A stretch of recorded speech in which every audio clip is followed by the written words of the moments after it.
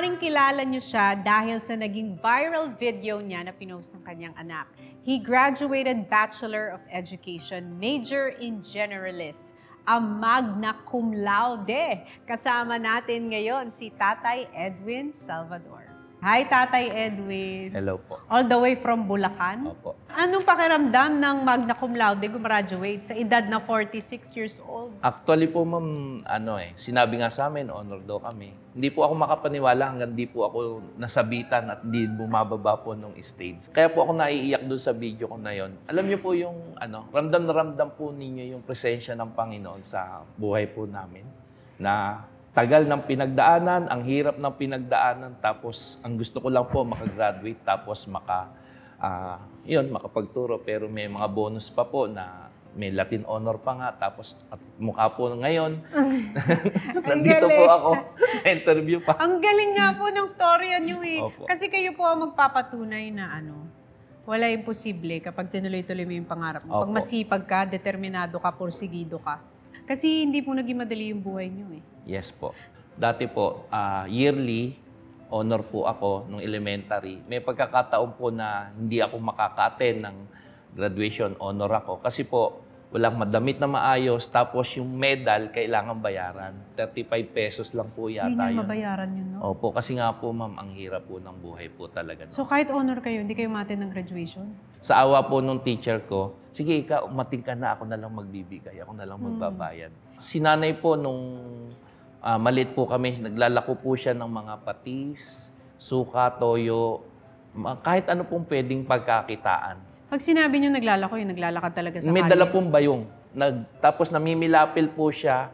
Ang pinagdadala niya yung mga nasa bukid, nasa gitna ng medyo hindi simentado yung lugar, ma'am. Medyo mataba po siya, nahirapan siyang mamilapil.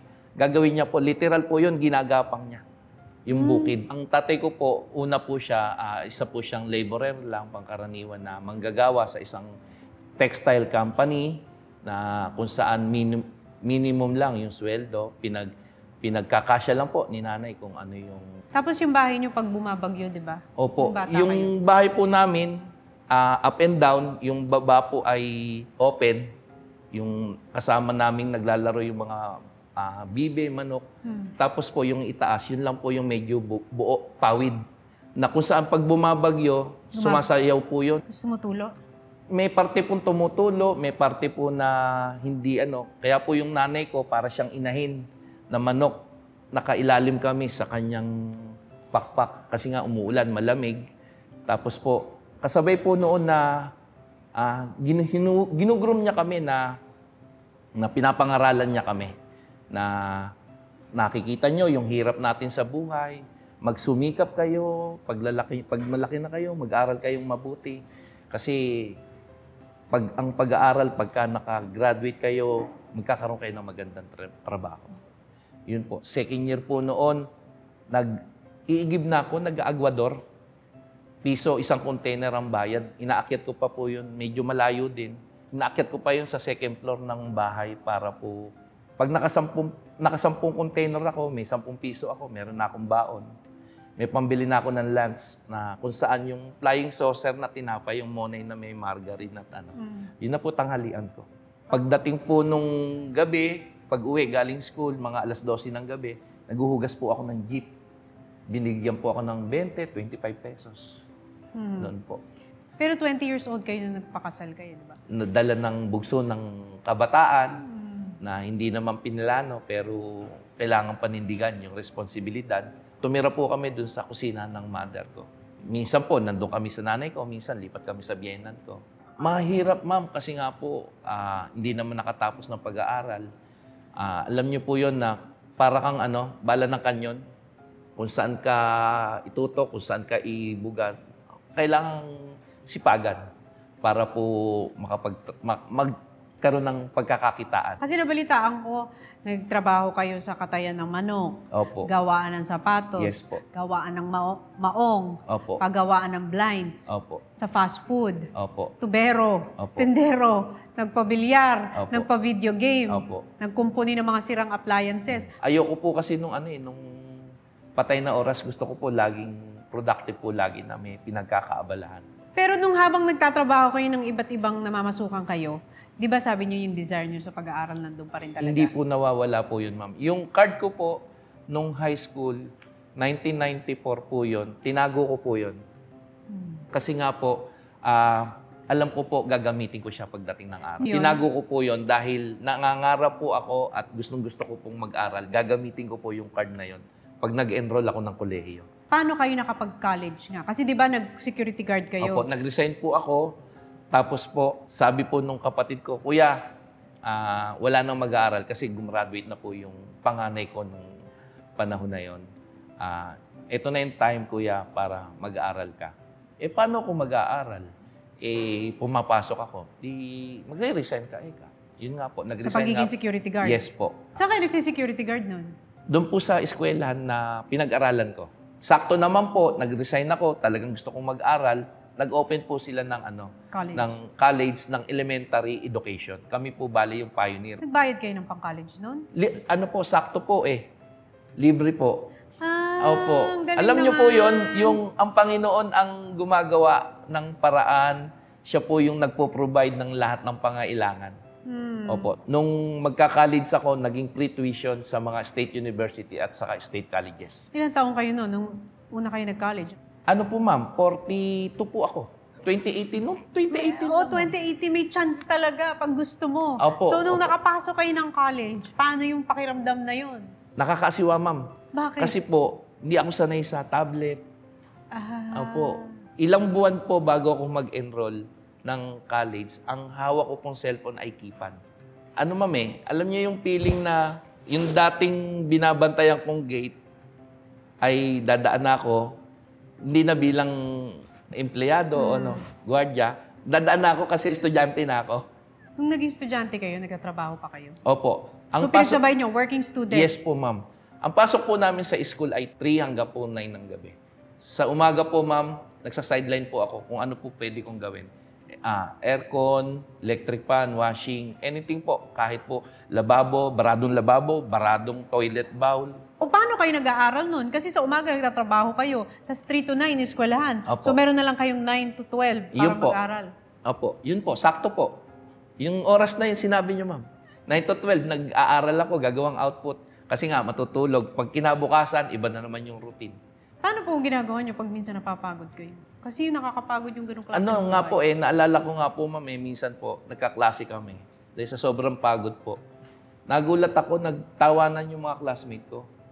Hindi ko alam, naghilik na pala ako, nakatulog ako sa klase. Kasi nga sa pagod. Opo. Siguro, ma'am, humuhugot lang ako ng tamang wisdom, tamang lakas ng loob sa Panginoon. Kasi yun po yung natutunan ko sa dami ng pagsubok na pinagdaanan ko. Sumunod lang sa Panginoon, manampalataya lang po. Siya po ang magbibigay lahat, siya ang magtutuwid, siya ang magtuturo, lahat ibibigay niya, ipagkakaloob niya. Nung mag-aral po ako, yung panganay ko po ay nakagraduate na po siya ng teacher. Gumraduate po siya ng education, secondary major in MAPE. Kaya po, nagkatuwang po kaming magtatay sa gastusin sa pamilya. Sa pamilya. Opo. After 4 years, ano yung pakiramdam nung finally makakagraduate na kayo? Parang, totoo na ba to? Gagraduate na ba ako? May honor pa nga, may Latin honor. Magna cum laude. Opo. Hanggang hindi po ako nakakaakyat nung stage at sinasabitan ng medal ng misis ko. Parang, totoo ba to? Opo. Tapos nung bumaba po kami, nagkita-kita na kami magkakaklase, yun po, napaiyak na ako. Totoo pala. Ba't kayo napaiyak? Anong naramdaman? Kasi alam niyo, ma'am, yung presensya ng Panginoon na ginabayan ka niya, sinamahan ka niya, na talagang hindi ka pinabayaan. Sa 4 na taon po na nag-aral ako, wala akong kasiguraduhan ng trabaho. Kumbaga, sideline lang. Hindi po ako nagkulang. Hindi po siya nagkulang, ma'am. Na-expect nyo ba yung magna cum laude? Ay, hindi po. Gusto ko lang po, ma'am, makagraduate. So, nung sinabi sa inyong magna cum laude, paano yun? Paano nyo natanggap yun? Magna cum laude po ba yung anak nyo nung gumraduate? Hindi po. Ba't talaga naman natalo pa ni Yung Daddy? kapatid ko po, Natalo ni Daddy, magna cum laude to. yung kapatid ko po, yung sumunod po sa akin, cum laude.